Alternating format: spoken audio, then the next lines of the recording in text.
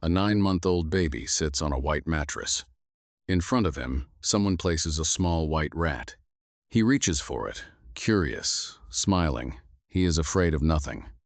2 months later, the same baby sees the same rat and screams, turns, and tries to crawl away as fast as his little body can move. Nothing about the rat changed. Everything about the baby did.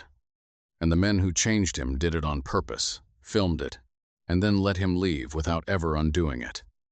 This is the story of how you learn to be afraid, because it happened to you too. In 1920, a psychologist named John Watson wanted to prove something radical. He believed that everything you feel is not born in you. It is trained into you. Love, fear, disgust, all of it, he said, is just a set of reflexes stamped in by experience. To prove it, he needed a human being who had learned almost nothing yet. He needed a baby. He had made a promise that still echoes today. "Give me a dozen healthy infants," he wrote, "and my own world to raise them in, and I will train any one of them to become anything. A doctor, an artist, a thief, regardless of who their parents were." It was one of the boldest claims ever made about human nature. Now he had to back it up. At Johns Hopkins University, he and his assistant Rosalie Rayner found one. A calm, healthy 9-month-old they called Albert. They tested him first. They showed him a white rat, a rabbit, a dog, a monkey, burning newspaper, a fur coat. He was frightened of none of it. He was, in their own words, one of the most stable babies they had ever seen. No one asked whether this was fair to him. In 1920, a baby was a subject, not a person with rights. There was no consent form, no committee, no one in the room whose job was to protect him. There was only a question, and a child small enough to answer it. That was the point. Whatever fear appeared next, they would know exactly where it came from. Then the experiment began. They put the white rat in front of Albert again, and the moment he reached out to touch it, Watson struck a steel bar with a hammer right behind his head. A sound so loud and so sudden that the baby jerked, fell forward, and buried his face in the mattress. They did it again. Rat. Reach. Bang. And again. Rat. Reach. Bang. 7 times, across 2 sessions. Then they showed him the rat alone. No noise. Just the rat. Albert took one look, began to cry, turned away, and crawled off the table so fast the researchers had to catch him at the edge. It had worked. A baby who feared nothing now feared a small white animal, for one reason only. Someone had paired it with something terrifying. But that is not the disturbing part. The disturbing part is what happened next, without anyone doing anything at all. 5 days later, they brought out other things. A rabbit. Albert cried. A dog. He cried. A fur coat. A ball of cotton wool. Watson's own white hair. A Santa Claus mask with a white fluffy beard. He was afraid of all of them. Nobody had ever paired those with the noise. His fear had spread on its own, leaking outward from one white rat to anything soft and pale and alive-looking. Psychologists call this generalization.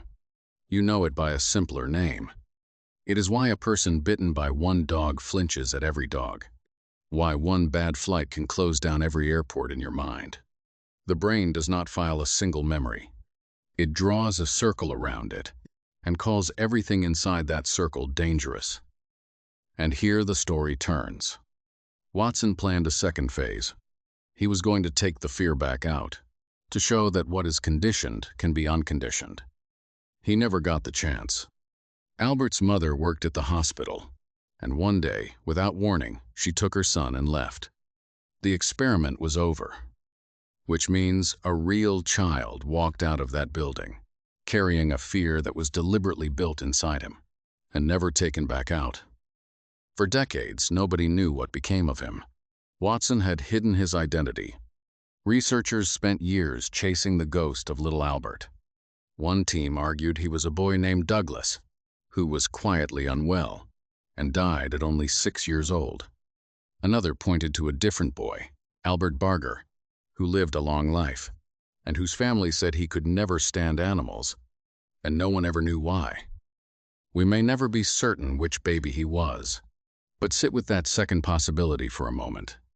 A man who spent his whole life uneasy around dogs and cats, never knowing that when he was 9 months old, in a quiet room, someone taught him that on purpose. Because that is the part that should reach you. You have a little Albert inside you. The food you can't eat because you were sick once, years ago. The song that tightens your chest because of who you heard it with. The way a certain tone of voice makes you go quiet, because a long time ago that tone meant danger. The smell that drops your stomach before you even remember why. The knot you feel walking into a room that once held bad news. None of these are decisions. You did not choose them, and you cannot argue your way out of them, because they were never built out of arguments in the first place. Nobody sat you on a table. Life struck the bar behind your head, and your brain, doing exactly what Albert's did, drew its circle. Watson thought he was proving how simple we are. Just reflexes. Just wiring. And in a way, he was right. The wiring is real, and it runs deeper than we like to admit. But he missed the other half. Because the same mechanism that builds a fear can be walked back. Slowly. Safely. One calm exposure at a time. The rat, with no bang behind it. Again and again, until the circle shrinks. It is the basis of how we treat phobias and trauma today. The thing Watson never did for Albert is the thing you are allowed to do for yourself.